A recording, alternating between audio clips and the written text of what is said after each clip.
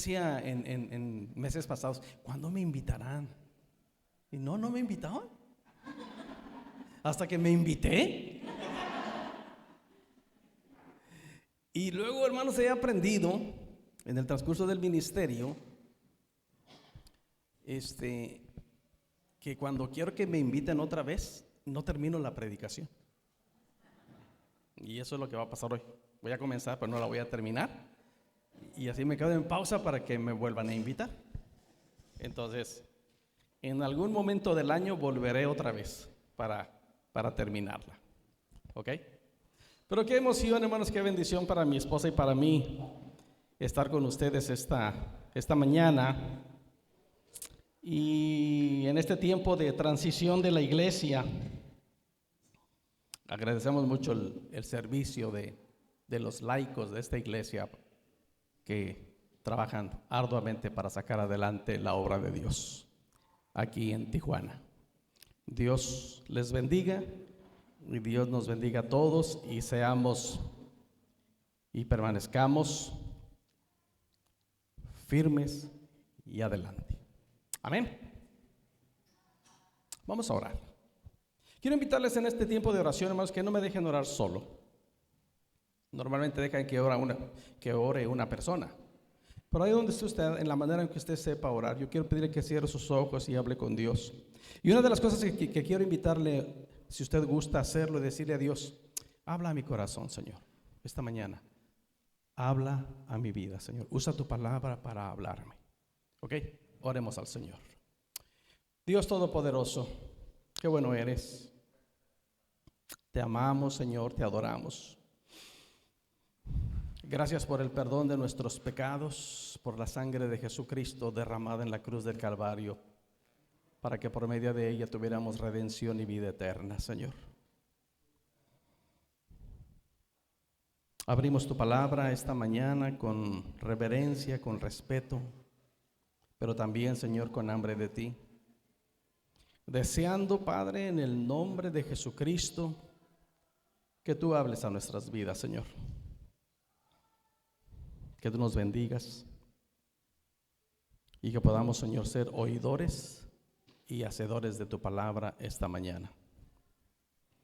Dios, levantamos un clamor en este momento por nuestras iglesias hermanas de la Conferencia del Noroeste, desde Isla de Cedros hasta Mexicali, pasando por Ensenada, Tecate, aquí en Tijuana.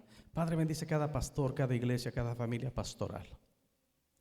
Y rogamos tu bendición sobre ellos, Señor. Y gracias por la bendición de apartar este tiempo, esta mañana de domingo, para vernos como familia en la fe, expresarte nuestra alabanza, nuestra adoración y recibir tu palabra. En el nombre de Jesucristo nuestro Señor. Amén.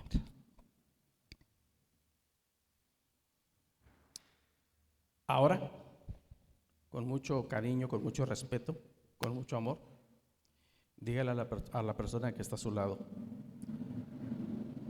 a partir de este momento no me molestes. Voy a escuchar la palabra de Dios.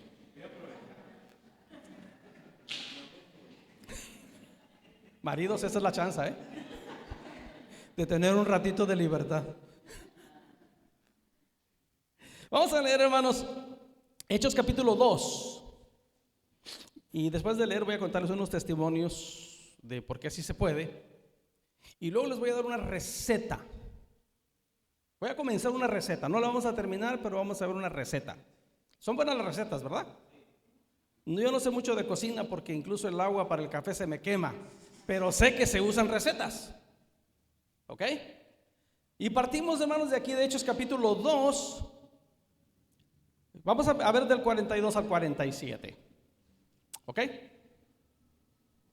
Dice: y perseveraban en la doctrina de los apóstoles, en la comunión unos con otros, en el partimiento del pan y en las oraciones. Y sobrevino temor a toda persona, y muchas maravillas y señales eran hechas por los apóstoles. Todos los que habían creído estaban juntos y tenían en común todas las cosas. y vendían sus propiedades y sus bienes y lo repartían a todos según la necesidad de cada uno. Y perseverando unánimes cada día en el templo y partiendo el pan en las casas, comían juntos con alegría y sencillez de corazón, alabando a Dios y teniendo favor con todo el pueblo. Lean conmigo esta última parte que dice: y el Señor añadía cada día a la iglesia los que habían de ser salvos. Qué lindo esta última parte, ¿no? Esto, hermanos, se llama crecimiento. Cuando el Señor añade a la iglesia cada día los que han de ser salvos, hermanos, eso no se detiene, eso se llama crecimiento. ¿Es posible? Sí, sí. Miren, les platico dos testimonios. Por eso es que no termino, más porque soy bien rollero, ustedes me conocen, ustedes saben, ¿no? Pero bueno, no hagan cuentas ni le hagan, no se vale, ¿eh? Pero por ahí por 1980, 81,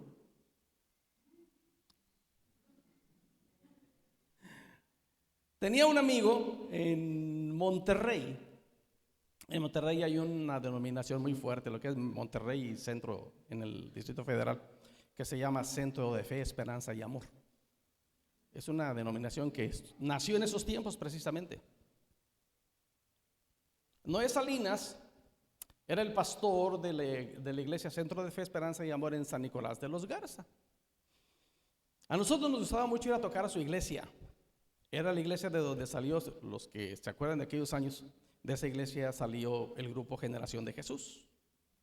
Éramos muy amigos en aquellos años con Generación de Jesús. No saben de qué estoy hablando, pero les cuento mi historia de todas maneras. Es mi historia, se los voy a contar. Y nos gustaba mucho ir ahí con Noé, porque en aquel tiempo nuestra banda, éramos 9 los que formábamos parte de la banda. Y en Centro de Fe nos daban buenas ofrendas. Porque nunca cobramos por tocar, ¿no? Pero era la única donde nos daban ofrendas. Imagínense una ofrenda para repartir entre 9. Normalmente repartíamos moneditas. Y pues ya lo que nos tocaba, pues nos lo guardábamos y tenía que alcanzar hasta la próxima tocada o la próxima campaña. Pero con Noé nos alcanzaba para billetito. Nos gustaba mucho ir a tocar a Centro de Fe, Esperanza y Amor ahí en San Nicolás. Y un día Noé dice a sus líderes: ¿saben qué? Me voy a apartar de aquí, les dejo San Nicolás y quiero ir a plantar una iglesia al centro de Monterrey. Quien visionó para esa obra, hermanos, se llamaba el hermano Daniel Oriente, Daniel Ost, un misionero que llegó a Monterrey y a la Ciudad de México. Y ese señor fue el primero que empezó a comprar cines que ya no funcionaban y los convertía en iglesias. Entonces él ya no construía, llegaba, veía un cine y lo compraba y ahí empezaba una obra. Entonces Noé compró un cine en el centro de Monterrey y a los 6 meses tenía 6,000 personas en el cine. A los 6 meses. 6,000 personas. Vean el crecimiento.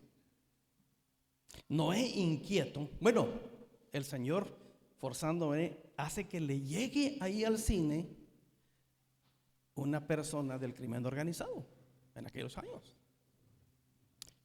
que tenía una propiedad fuera de Monterrey rumbo al aeropuerto, rumbo a Laredo. Y llega con Noé y le dice: mira, tengo el centro de espectáculos mundial. Hermanos, era un lugar donde la pista de baile cabían 15,000 personas bailando al mismo tiempo, bailando. Tenía estacionamiento para miles de carros. Era una propiedad enorme. Y le dice esta persona al pastor: te vendo el Centro Mundial de Espectáculos.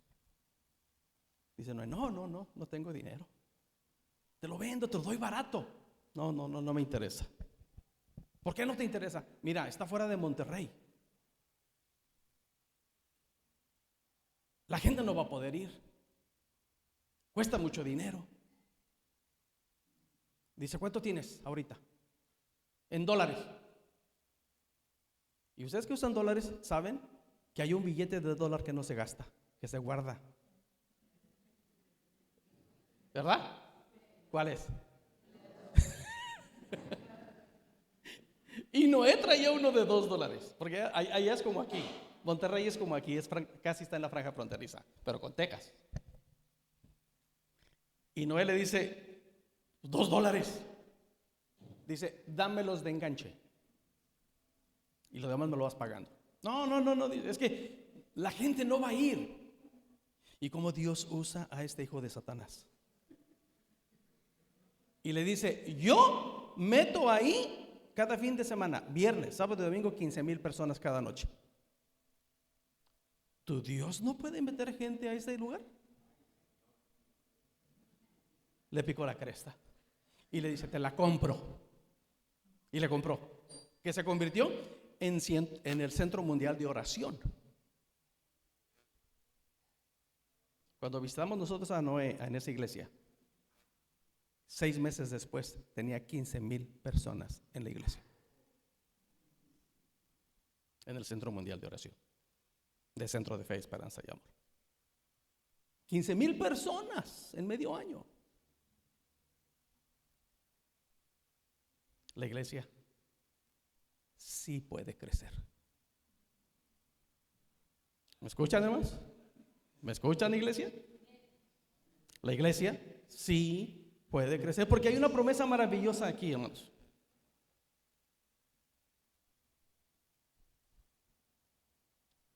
Ay, ojalá y no vea esto el obispo. Perdón, obispo, por si acaso.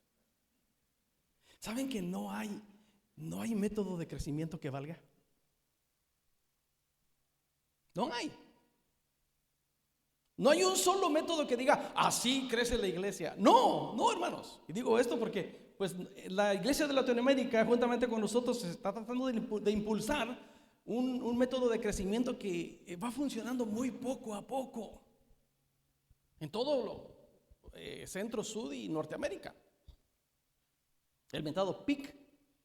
Ya se ha batallado tanto, pero se está tratando de implementar. Les cuento el otro testimonio. En 1980,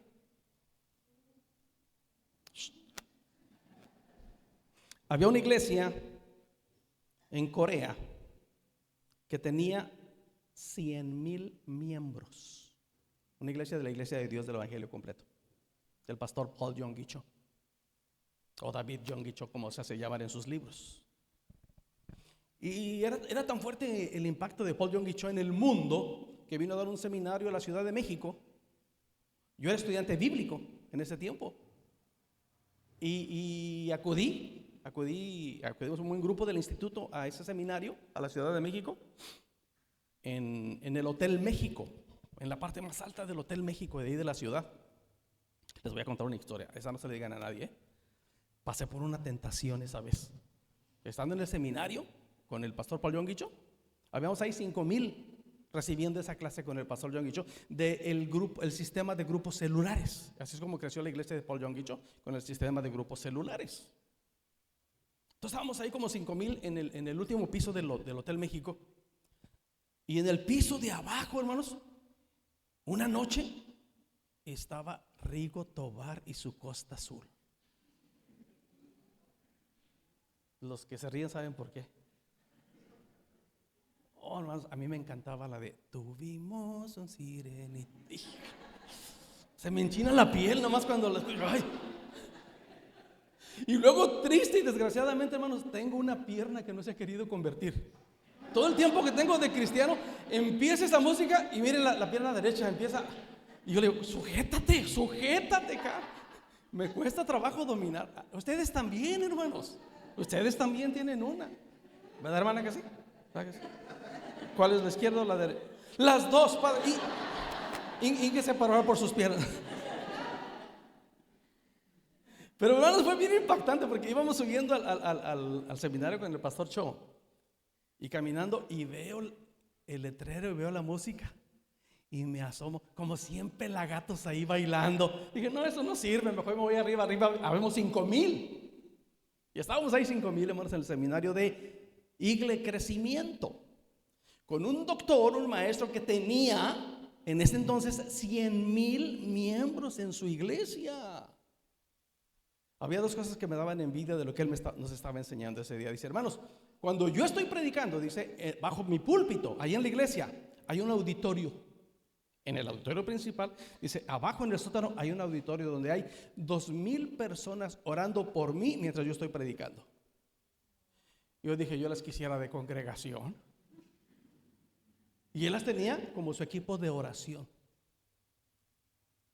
Y el Señor enseñó el método de crecimiento a través de células. Hermanos, un año después, no se imaginan la cantidad de pastores fracasados que había en México, renunciando al ministerio, porque dijeron, eso no sirve, a mí no me sirve. Y era verdad. Era verdad, porque Dios no hace un patrón de crecimiento, porque Él ya nos dio una receta. Y lo que es inequívoco, amados hermanos, es que el Señor tiene el poder, la gracia y la capacidad de añadir cada día a la iglesia los que han de ser salvos. Inequívoco. Y voy a darles una palabra que quiero sembrar en su corazón, hermanos, como la sembró el Señor en el apóstol Pablo. Escúcheme. Hechos capítulo 18, versículo 9 y 10 dice: entonces el Señor dijo a Pablo en visión de noche: no temas, sino habla y no calles, porque yo estoy contigo y ninguno pondrá su mano sobre ti, la mano para hacerte mal. Y escuchen, hermanos de Iglesia Habitación, porque yo tengo mucho pueblo en esta ciudad. Aleluya. Yo tengo, dice el Señor, mucho pueblo en esta ciudad. Veníamos platicando mi esposo y yo hace ratito y me dice: ¿cuánta gente habrá en Tijuana? Y yo le dije: por lo menos hay unos 3 millones. ¿Qué saben de la población? ¿Menos? ¿2, 3? ¿3? 3 o más. 3 o más. Hay mucho pueblo para Dios. Hay mucho pueblo para Dios aquí en Tijuana, hermanos. Tenemos que creerle a Dios y tenemos que aceptar los retos de Dios. ¿Ok? Entonces, hermanos, hay una receta en el pasaje que leímos para comenzar, y yo quiero compartir con ustedes esa receta, porque culmina diciendo: y el Señor añadía cada día a la iglesia los que habían de ser salvos. El crecimiento de la iglesia, hermanos, eso lo acabo de anotar una de estas mañanas en mi casa. El crecimiento de la iglesia no depende solamente de cierta productividad. Escúcheme. Sino de la fidelidad a Cristo. No de la fidelidad de Cristo, sino de nuestra fidelidad a Cristo. Podemos implementar o tratar de implementar una cantidad de métodos y formas, pero hermanos, la iglesia tiene una increíble responsabilidad en el crecimiento de la iglesia. Y la encontramos en esta receta. Sí alcanzaron en el pasaje que leímos, alcanzaron a ver algunos ingredientes importantes para el crecimiento de la iglesia. ¿Los alcanzaron a notar? Ahora Hechos capítulo 2, pues todos no lo sabemos, ¿no? Sabemos este pasaje. Hay un pasaje en la Biblia, hermanos, que dice que cuando un miembro del cuerpo sufre, todos se duelen. Y cuando un miembro se goza, todos se gozan, ¿verdad? Yo quiero que ustedes se gocen conmigo.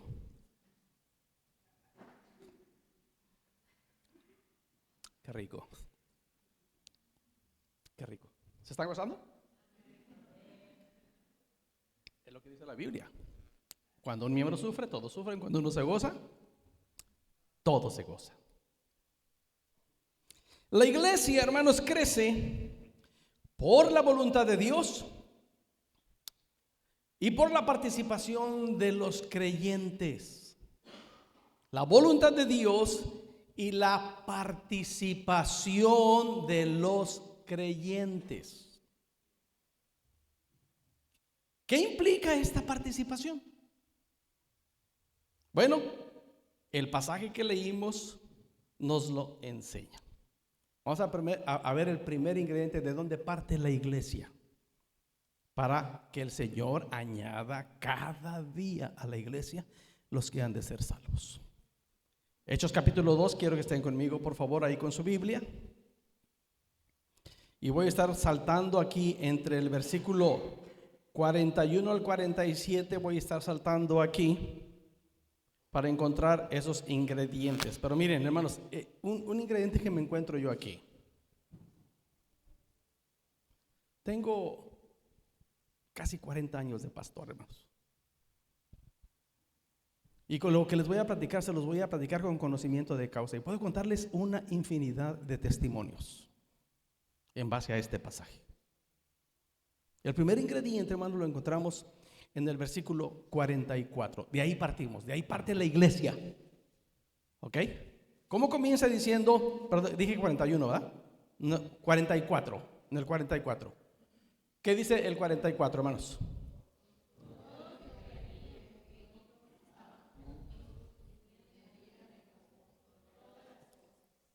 Aquí hay dos cosas importantes, el punto de partida. Y todos los que habían creído. Ahí nos detenemos. Puedo estar hablando todo el día de eso. ¿Qué significa creer en Jesús? Tenemos que verlo porque es muy importante. Es el punto de partida. Es bien importante estar seguro que soy un creyente. Es la base, hermanos, es el principio de la vida cristiana. Todos los que habían creído. Y yo le digo entonces a ustedes como iglesia esta mañana, si usted ya ha creído, si usted es verdaderamente un creyente, entonces usted es parte del equipo de crecimiento. Entiéndanme, por favor, compréndanme. Usted es parte del equipo de crecimiento. Pero qué importante es, hermanos, estar seguros que creemos en Jesús. Y hay una infinidad de testimonios de este principio, hermanos. Miren, en el capítulo 4, muevan su Biblia al capítulo 4, dice, empezando en el 1, hablando ellos al pueblo, vinieron sobre ellos los sacerdotes con los jefes de la guardia del templo y los saduceos, resentidos de que enseñasen al pueblo y anunciasen en Jesús la resurrección de entre los muertos. Y les echaron mano y los pusieron en la cárcel hasta el día siguiente porque era ya tarde. Pero muchos de los que habían oído la palabra, ¿qué hicieron? ¿Cuántos fueron, hermanos? Y pero ahí tiene un número. El número de los varones. Escuchen, ¿cuántos eran? ¿Creció la iglesia ese día con cuántos? Por lo menos 5,000 varones más creció la iglesia. Pónganle que la mitad de ellos eran casados. Pónganla, tenemos que hipotetizar aquí. Como 5,000 varones, 2,500 casados, había 2,500 doñitas ahí. ¿Cuántos eran? ¿Y saben que la gente de ese territorio eran como los latinos? En aquel tiempo eran muchos hijos. Ya los de ahora son más cobardes. Son más precavidos. Ya nada más dos. Ya no más dos. ¿Qué es eso? ¿Saben ustedes que el estado del matrimonio, un hijo es bueno, 2 está bien, 3 es el estado perfecto, de 4 para arriba ya es chiflazón, que fue lo que pasó a las generaciones pasadas? Mis papás se pasaron. Yo soy uno de 9 y me preguntan, ¿todos vivos? Unos medios vivos y otros medios inteligentes, pero todos salimos buenos para comer. Eso que ni qué. 5,000, unas 2,500 mujeres, unos cuantos hijos. ¿Con cuántos creció la iglesia ese día? ¿Y partió de qué? ¿Qué pasó con ellos? Al escuchar el mensaje de Dios, ¿qué hicieron? Creyeron y se agregaron a la iglesia. ¿Por qué? Creyeron. Parte de ahí, hermanos. Capítulo 8. Vemos a Felipe el evangelista. Capítulo 8, versículo 37. Bueno, poquito antes. Respondió el eunuco, 34. Respondió el eunuco a Felipe, dijo a Felipe: te ruego que me digas de quién dice la profecía esto, de sí mismo o de algún otro. Entonces Felipe, abriendo su boca, hermanos, qué interesante es este versículo 35, porque después de creer viene el discipulado. La iglesia tiene que pasar por discipulado, y fue lo que hizo Felipe aquí. Miren qué interesante. Entonces Felipe, abriendo su boca y comenzando desde esta escritura, Isaías capítulo 53, le anunció el evangelio de Jesús. Desde Isaías 53 lo llevó hasta el evangelio de Jesucristo. A este eunuco etíope que se cree que después de este evento con el evangelista Felipe fue el primer mensajero de África. Este hombre, después de haber creído, porque miren, 36, y yendo por el camino llegaron a cierta agua y dijo el eunuco: aquí hay agua, ¿quién impide que yo sea bautizada? Y Felipe le dijo, ¿qué le dijo? Ahí está el creer otra vez. Si crees, bien puedes. ¿Y qué respondió él? ¿Qué dijo el eunuco? ¿Qué dijo? Creo. ¿Y qué dijo? Creo que Jesucristo es el Hijo de Dios. De ahí partimos, hermanos.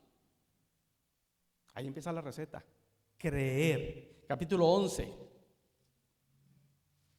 Capítulo 11. Desde el versículo 9, hermanos. Desde el versículo, bueno, voy a leer el 19.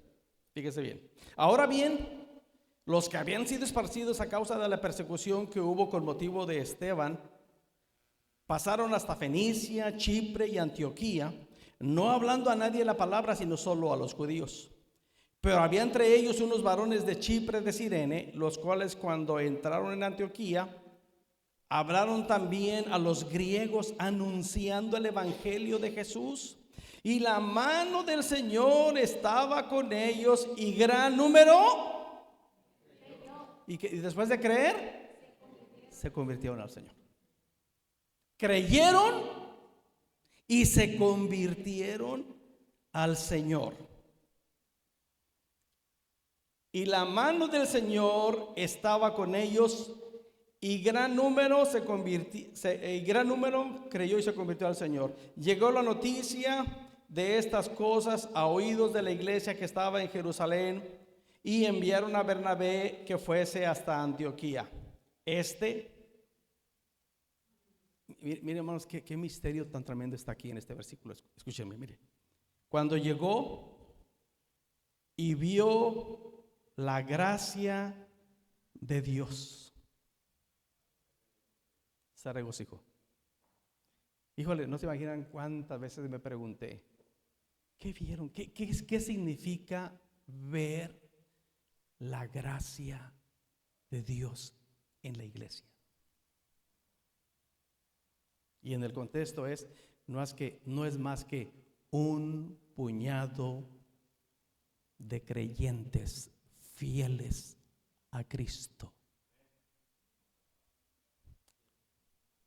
Vio la traducción en otro lenguaje para esas palabras, esa frase. Vio la gracia de Dios. Vio las pruebas de la bendición de Dios en la iglesia. Vio las pruebas de la bendición de Dios. Porque era varón bueno y lleno del Espíritu Santo y de fe, y una gran multitud fue agregada al Señor. Después fue Bernabé a Tarso para buscar a Saulo, y hallándolo lo trajo a Antioquía, y se congregaron allí todo un año con la iglesia y enseñaron a mucha gente. Y a los discípulos se les llamó cristianos por primera vez en Antioquía. ¿Por qué se les llamó cristianos? Porque eran creyentes fieles en Jesús, en Cristo. Hermanos, vamos a ir a esa responsabilidad, Entonces nos falta ir a esa responsabilidad tremenda que nos enseña la palabra de Dios. Capítulo 16, este pasaje maravilloso, hermanos, del cual muchos echan mano, pero pocos quieren practicar. Fíjese bien, Hechos 16, 27. Despertando el carcelero y viendo abiertas las puertas de la cárcel, sacó la espada y se iba a matar, pensando que los presos habían huido. Mas Pablo clamó a gran voz diciendo: no tengas ningún mal, pues todos estamos aquí. Él entonces pidió luz y se precipitó adentro, y temblando se postró a los pies de Pablo y Silas, y sacándolos les dijo: señores, y miren qué pregunta tan linda, hermanos, señores, ¿qué debo hacer para ser salvo? Y ellos le dijeron: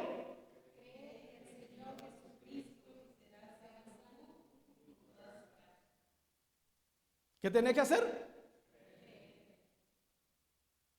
¿Saben, hermanos, que muchos usan esta expresión como una promesa universal, y no es una promesa universal? Porque es una promesa condicionada, y es una promesa que está condicionada a nuestra fidelidad a Cristo. Porque miren, 33.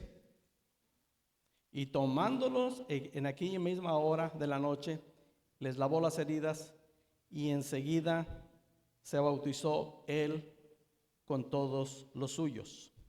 Y llevándolos a su casa, les puso la mesa, y se regocijó con toda su casa de haber creído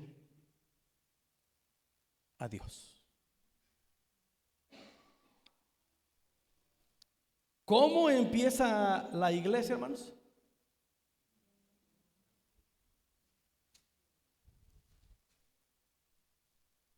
Con creyentes.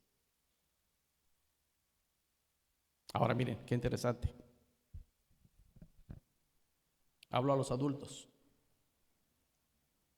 Padres creyentes producen hijos creyentes.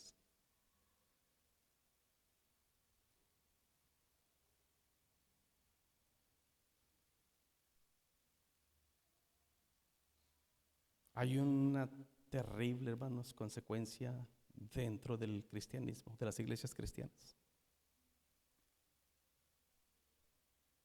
Y estamos viendo, hermanos, una deserción increíble de adolescentes y jóvenes de la iglesia.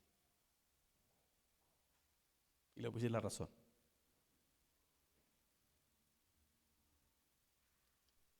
Estos jóvenes y adolescentes no le creen a sus papás. Todavía no estoy hablando de qué es ser creyente, ¿eh? Aplicar eso todavía. Pero sí les digo una cosa, que hay muchos adolescentes y jóvenes que no quieren ir a la iglesia por el testimonio de sus padres, que están en la iglesia.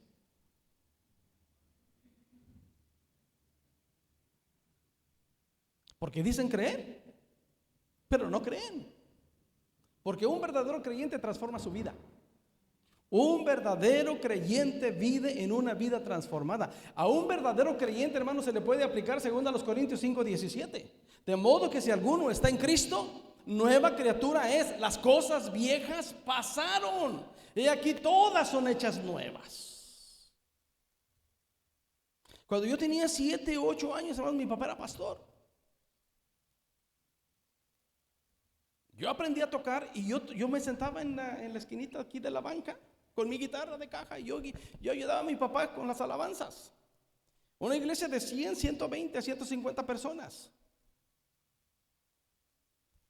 El esposo de una tía mía, que nunca pude decirle tío porque era una mala persona. Ay, ¿vieron cómo me mordí la lengua?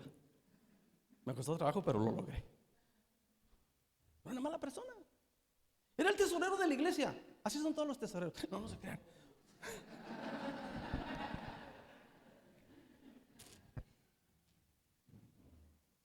Era el esposo de mi tía. Yo nunca le pude decir tío.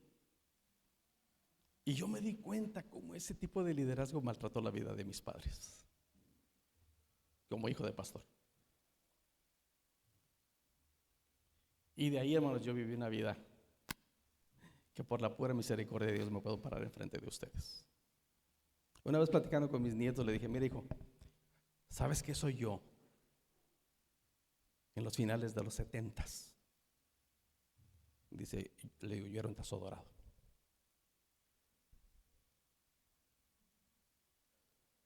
Tazo dorado. ¿Y quién me llevó a hacer un tazo dorado? Los viejos de la iglesia. Los creyentes en la iglesia. Yo, un adolescente de 6, 7, 8, 9 años, mi tío se sentaba aquí. Por eso me voy a ir más atrás, ¿eh? Mi tío se sentaba ahí. Líbreme el Señor, hermanos, que yo accidentalmente hiciera esto. Y aquí también que libre el Señor, porque este está grande, está calote este muchacho. Pero líbreme el Señor, créanme. Porque yo pasaba y rozaba hacia mi tío. Y me agarraba de la mano y me lastimaba.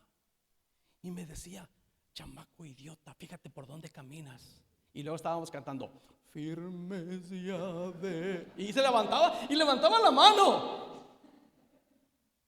Y yo, un adolescente, lo veía y lo juzgaba y decía, viejo hipócrita, mentiroso. Y él decía, yo soy creyente del diablo, es hijo del diablo. Líder de la iglesia. Sus hijos no siguieron a Cristo. Mis primos no siguieron a Cristo. ¿Entienden lo que significa la responsabilidad de ser creyente? ¿Entienden, hermanos, la responsabilidad que tiene un creyente en la iglesia para que la iglesia crezca? Para que el Señor añada cada día a la iglesia a los que han de ser salvos. Creyente, hermanos, es una verdad poderosa de la palabra para el crecimiento. ¿Cómo me doy cuenta que soy un verdadero creyente? ¿Qué hacen los creyentes? Pues este pasaje nos lo sigue enseñando. Ahí está la receta completa. Son como 13 ingredientes de la receta. Empecé con creyentes. ¿Cuántos quieren que estudiemos hoy? Son 13. ¿Cuántos estudiamos? ¿Todos? Este chavo muy inteligente, ¿eh? Dice, ya párale para la otra. Bien hecho, Carlitos, bien hecho. Ay, híjole, es que El tercero está bien bueno, hermanos. El tercero ocupo medio día para explicar. Pero déjenme explicarles uno más. ¿Ok? Todos los que habían creído estaban juntos. Hermanos, factor importante para que el Señor añada a la iglesia es la unidad. A veces lo rezamos.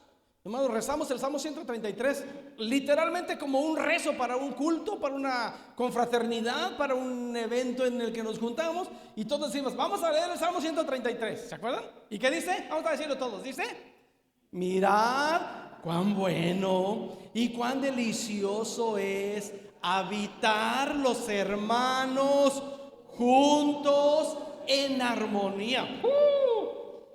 Eso dice mucho. Y luego pone dos ejemplos.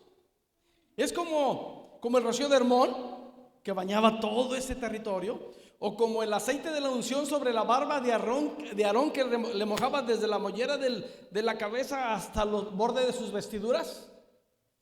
Y termina diciendo el salmista en ese: ahí, hermanos, donde la iglesia camina en unidad, juntos, en armonía, el Señor envía su bendición y la vida eterna. Hermanos, no es un mito ni un chiste, es una realidad que muchas veces estamos en la iglesia, aquí en las banquitas, y están los hermanos acá arriba echándole ganas, y estamos ahí. Te amo,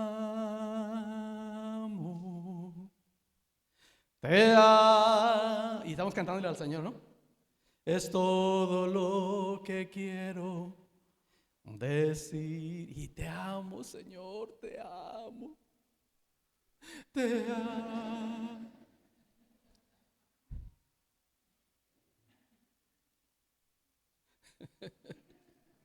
Vemos al hermano al lado, como dijo el apóstol Juan. ¿Cómo puedes decir que amas a Dios a quien no ves si no amas al hermano que está a tu lado?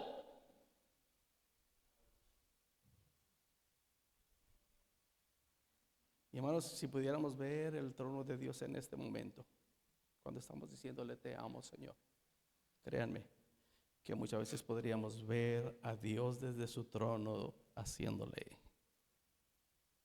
guácala. No te creo. No te creo. Porque si no amas a tu hermano que está ahí al lado, al que ves, ¿cómo puedes decir que me amas a mí? Y muchas veces, hermanos, nuestra división dentro de la iglesia son por trivialidades, hermanos. Es porque no me saluda, es porque no me dijo hola, es porque no me dio, es porque a mí sí, es porque a mí no. Ay, sí, sus favoritos. Ay, sí, yo no entro ahí.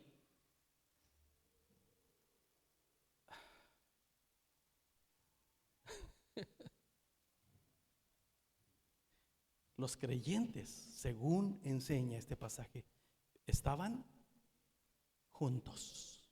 Había unidad y armonía. Es como dice el apóstol Pablo en 1 Corintios capítulo 1. Miren, hay un ruego. Hay un ruego del apóstol Pablo en Corintios. Dice capítulo 1 versículo 10: os ruego pues, hermanos, por el nombre de nuestro Señor Jesucristo, que habléis todos una misma cosa y que no haya entre vosotros divisiones, sino que estéis perfectamente unidos en una misma mente y en un mismo parecer. Porque he sido informado acerca de vosotros, hermanos míos. Los de Cloé vinieron y me contaron el chisme. Dice, que hay entre vosotros contiendas. Quiero decir que cada uno de vosotros dice, miren, hermanos, aquí estaban las divisiones en la iglesia en aquel tiempo en Corinto.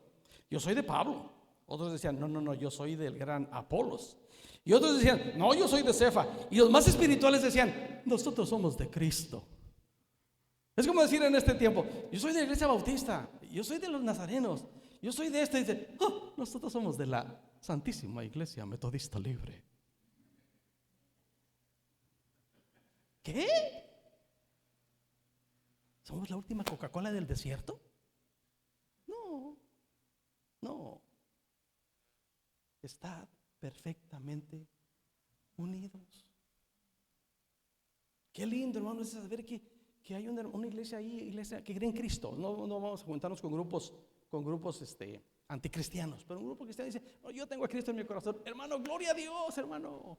Vamos a unir fuerzas para que mucha más gente venga a Cristo. Ese es el cuerpo de Cristo, que se refleja a través de la unidad. ¿Qué sigue diciendo ahí? Hechos 2. Ay, ya me perdí.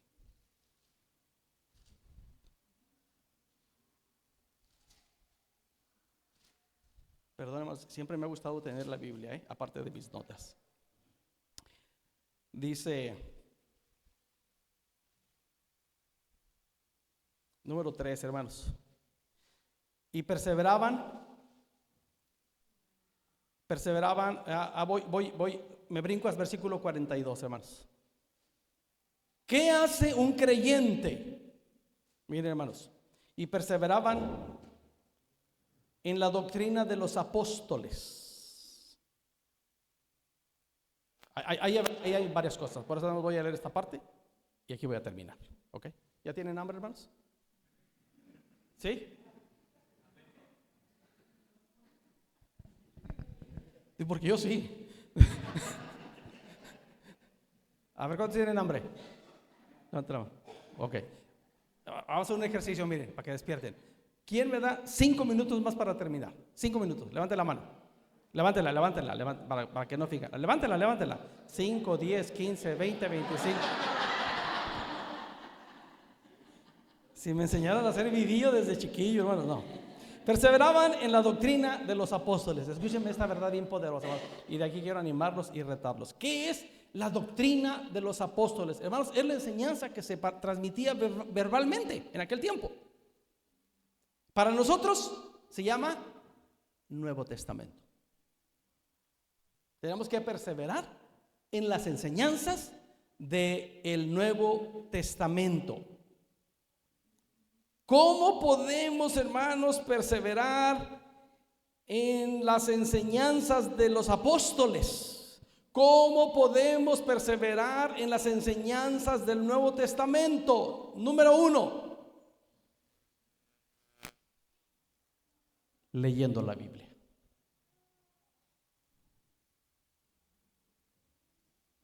Si usted es creyente o dice ser creyente y no lee la Biblia, cuestiónese si es creyente.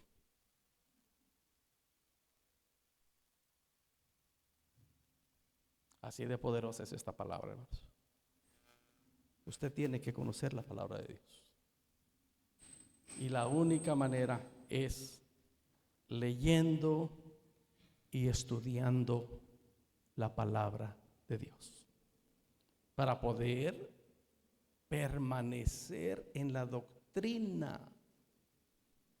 No ser llevados de cualquier viento de doctrina que andan pronunciando los hombres de aquí para allá. Y hoy, hermanos, hoy más que nunca necesitamos esta práctica y esta verdad. Hoy más que nunca.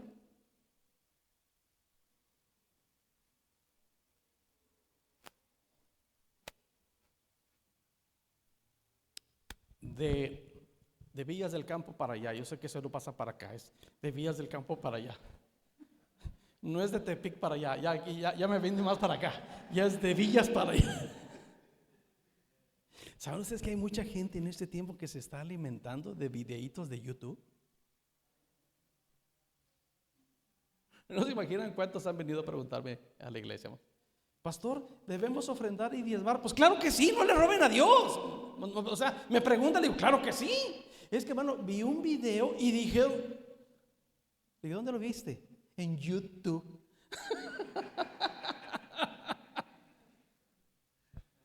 En YouTube, hermanos, y su alimentación es YouTube. Aquí en Tijuana, hermano, ustedes tienen por lo menos unos 3, 4, 5 recursos bien padrísimos, bien importantes, que se llama librería. Usted puede ir ahí y comprarse una Biblia de por lo menos $1,000, no sea tacaño. Una de $1,000 que usted diga, esta es mi Biblia. Esta es mi Biblia. Esta es la Biblia que yo leo, esta es la Biblia que yo me devoro todos los días. Y usted debe tener su Biblia, independientemente de las electrónicas. Porque usted agarra la electrónica y le salta el Facebook y le llega el mensaje de la suegra. Y cuando la suegra habla, sí señor, y deja a un lado la palabra de Dios. No estoy en contra de lo que auxilia la tecnología. Pero hermanos, no hay nada como el libro en la mano.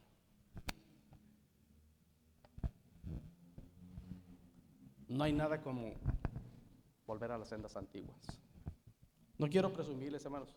Esta Biblia, hermanos, yo le llamé a esta Biblia la Biblia de la pandemia, porque justo me la regalaron en el tiempo de la pandemia. Esta. Ya me la acabé. El año pasado que fui a la Ciudad de México la empasté. Fui con un hermano y me la empastó. Le digo, pónmele por favor pasta de piel. Pero mire, hermano, usted que sabe matemáticas, cada rayita significa. ¿No trajo su? ¿Cuántas veces he leído mi Biblia? Cada rayita es una vez. Y aquí está. La acabo de empezar, mire, el 6 de enero la empecé. Otra vez. Este es un récord mío, personal. Esta Biblia la he leído de la pandemia para acá 40 veces. Esta. De la pandemia para acá. Y me dicen, pues ¿cuánto le? Hermano, ya soy un pensionado. Ya estoy viejito. Tengo tiempo. Me despierto a las 5 de la mañana. No quiero despertarme, créanme. Pero pues ya llega cierta edad que uno dice, pues ya no aguanto la cama. Entonces, ¿cuál es mi deleite? De 5 a 8 de la mañana. De 5 a 8 de la mañana, todos los días. ¿Por qué? ¿Porque predico? No. Es mi comunión con Dios. Quiero conocer lo que Dios me dice. Quiero que Dios me hable. Quiero que Dios me hable. Y es a través de su palabra, hermanos. ¿Cómo vamos a permanecer en la doctrina? Conociendo la palabra de Dios. Y miren, hay un versículo bien poderoso que me encontré esta semana, hermanos, y te digo, tengo tantos años leyéndola y de repente el Señor me sorprende, porque precisamente esta semana terminé el Nuevo Testamento y leí Segunda de Juan. Miren, le busquen ahí Segunda de Juan. Y si para ustedes no es pecado marcar su Biblia, márquele ahí. Segunda de Juan, en el versículo 9, dice, ¿ya lo tienen, hermanos? Verso 9 dice, cualquiera que se extravía y no persevera en la doctrina de Cristo, no tiene a Dios. El que persevera en la doctrina de Cristo, ese sí tiene al Padre y al Hijo. ¿Y cómo vamos a perseverar en la doctrina de Cristo? Conózcanla, léanla y vuélvanla a leer. No importa si la leen 10, 20, 30 veces, Dios siempre le va a enseñar algo. Esto, hermano, saltó a mi vista cuando estaba leyendo una de estas madrugadas la palabra de Dios. Cualquiera que se extravía y no persevera en la doctrina de Cristo no tiene a Dios. El que persevera en la doctrina de Cristo, ese sí tiene al Padre y al Hijo. Y amados hermanos, uno de los puntos importantes de nuestra doctrina de la Iglesia Metodista Libre, enseñamos y decimos, ustedes que acaban de ser discipulados para la membresía, debieron haber escuchado esto. Creemos que la Biblia es nuestra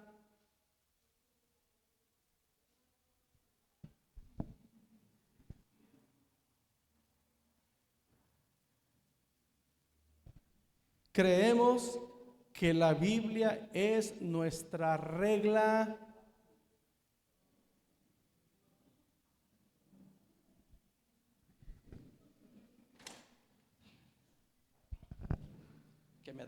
que me da.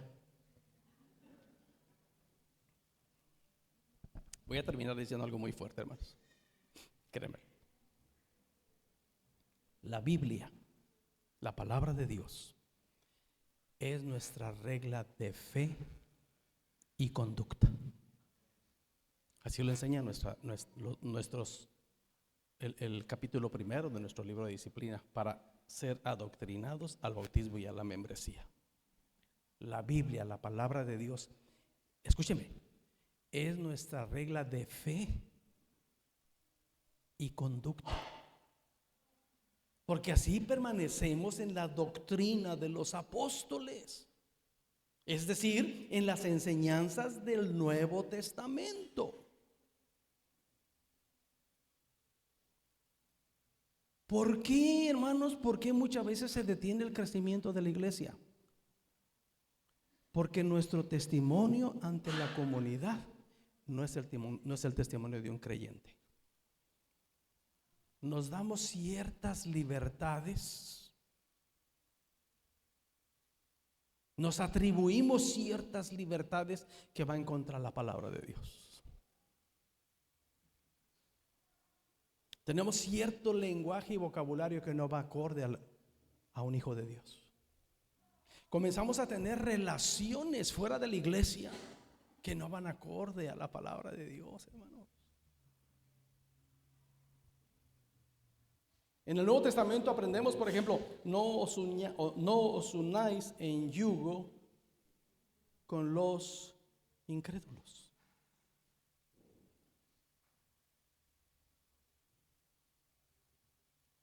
Y de repente empezamos a tener una relación con alguien que no es creyente. Además, hay un cliché de ahí que se ha venido mencionando desde hace muchos años. Yo lo practiqué de chamaco. Empezamos a tener un noviazgo fuera de la iglesia con una persona que no es cristiana, y uno dice: pues me la gano para el Señor, el alma para el Señor y lo demás para mí. Sigue siendo hasta ahora, en este tiempo. Pero ¿saben que eso es una en un millón? Y mientras tanto, estamos saliéndonos de la enseñanza de la iglesia. Y al rato queremos compartirle a alguien y nos va a decir: no te creo.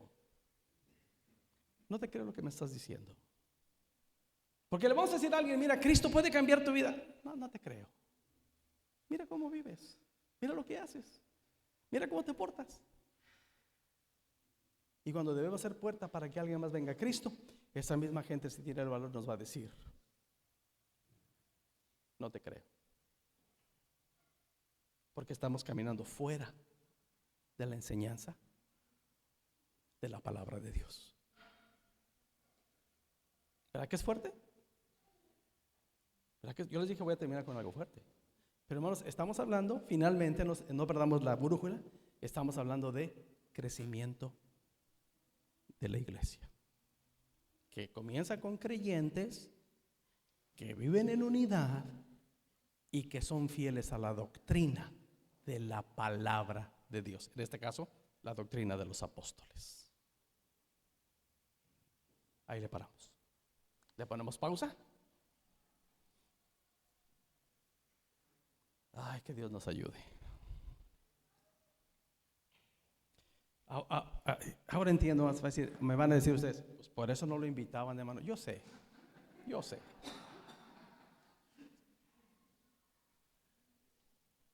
Pero tengo la ventaja ahorita que soy el superintendente. Así es que, lo siento.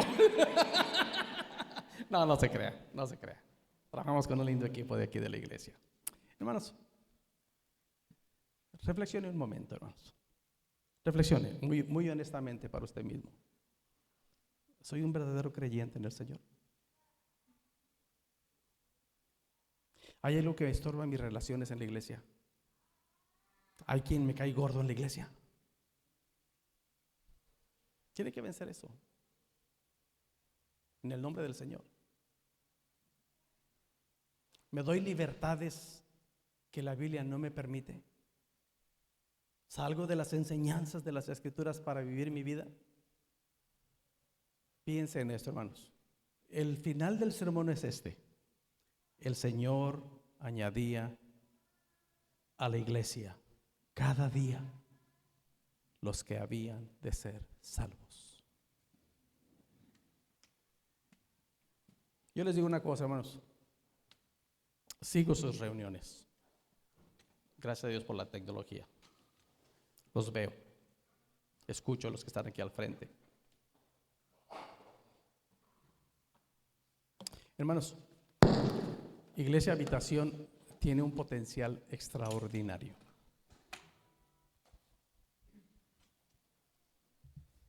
Y ustedes que están aquí, Dios les permitió trabajar e invertir para hermosear este lugar. Con esa capacidad, este lugar tiene que ser insuficiente.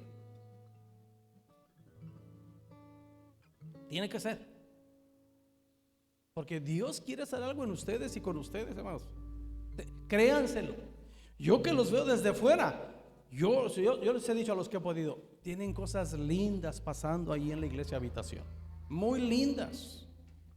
Y Dios quiere llevarlos, hermanos, a niveles más altos todavía. Ustedes pueden llegar a ser una de las iglesias aquí en Tijuana que a causa de este edificio tenga que hacer por lo menos 2 cultos el domingo.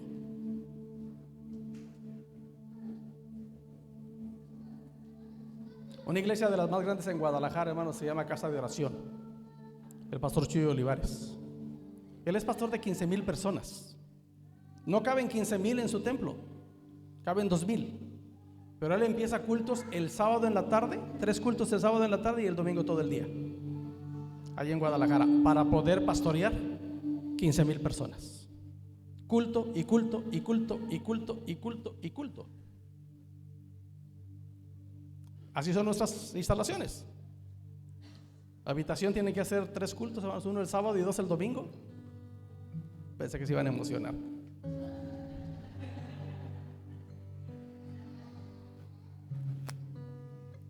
Ustedes pueden, hermanos. Número 1, usted haga un autoanálisis y asegúrese que es un verdadero creyente en Jesucristo.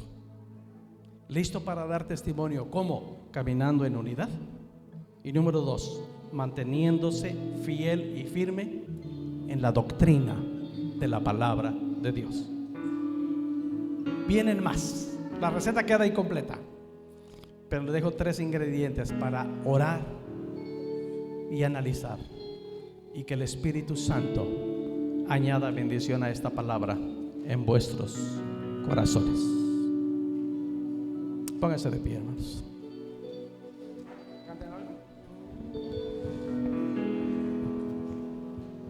Cierren sus ojos, hermanos, y ahora dígale: Espíritu Santo, has hablado a mi vida.